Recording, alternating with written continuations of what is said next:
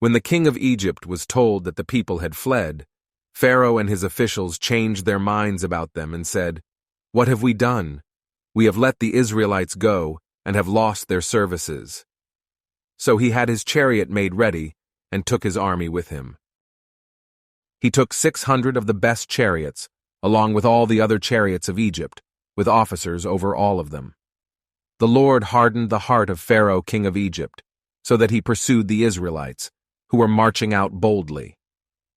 The Egyptians, all Pharaoh's horses and chariots, horsemen and troops, pursued the Israelites and overtook them as they camped by the sea near Pi-hahiroth, opposite Baal-zephon.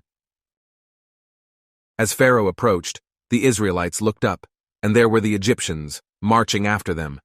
They were terrified and cried out to the Lord. They said to Moses, "Was it because there were no graves in Egypt that you brought us to the desert to die? What have you done to us by bringing us out of Egypt? Didn't we say to you in Egypt, 'Leave us alone, let us serve the Egyptians'? It would have been better for us to serve the Egyptians than to die in the desert."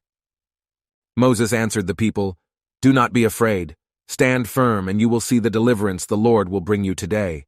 The Egyptians you see today you will never see again. The Lord will fight for you. You need only to be still."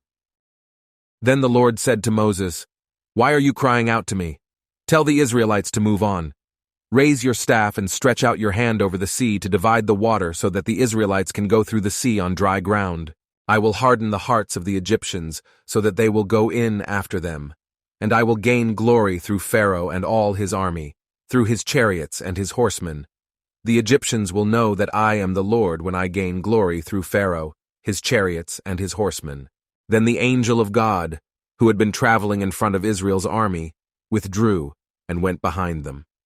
The pillar of cloud also moved from in front and stood behind them, coming between the armies of Egypt and Israel. Throughout the night the cloud brought darkness to the one side and light to the other side, so neither went near the other all night long.